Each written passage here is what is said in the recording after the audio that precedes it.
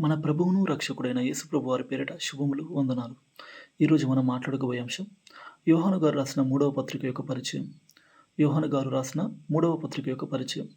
ఈ పత్రికను చూసినట్లయితే బైబిల్‌లో మనం 64th బుక్‌గా మనం చూడగలం. ఓవరాల్ బైబిల్‌లో చూసినట్లయితే 64th బుక్‌గా, అదే రీతిగా ఓన్లీ న్యూ టెస్టమెంట్‌లో చూసినట్లయితే 25th బుక్‌గా మనం చూడగలం.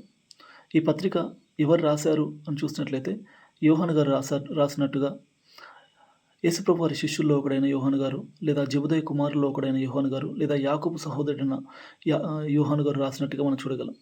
ఈ పత్రికని అతి చిన్న పుస్తకం, లేదా గ్రీక్‌లో చూసినట్లయితే గ్రీక్ మాన్యుస్క్రిప్ట్ ప్రకారం అతి చిన్న పుస్తకంగా దీన్ని కన్సిడర్ చేసుకుంటారు. ఎందుకంటే గ్రీక్‌లో ఓన్లీ 219 వర్డ్స్ యూజ్ చేశారు ఈ పత్రికను రాయడానికి. సెకండ్ జాన్ రాయడానికి మటుకు 245 వర్డ్స్ యూజ్ చేశారు.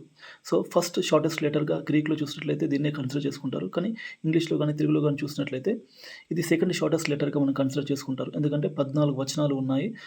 అదే సెకండ్ జాన్ ఎపిస్టల్‌లో చూసినట్లయితే ఓన్లీ 13 వర్సెస్ ఉన్నాయి. సో సెకండ్ షార్టెస్ట్ లెటర్‌గా దీన్ని కన్సిడర్ చేసుకుంటారు.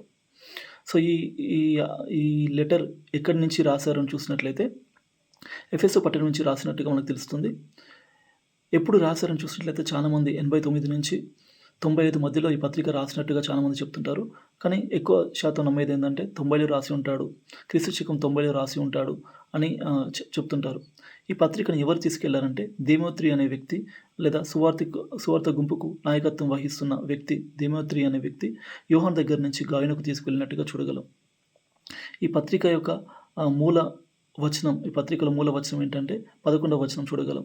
కీడు చేయుట మాని, లేదా కీడు చేయకుండా మేలును అనుసరించి నడుచుకొనుము అని, చెడు కార్యములు చేయక మేలును మంచి కార్యములను అనుసరించి నడుచుకొనుము అని, లేదా మేలు చేయవాడు దేవుని సంబంధి, కీడు చేయువాడు దేవుని ఎరగనివాడు అనే మూల వాక్యంగా ఈ పత్రికను మనం చూడగలం.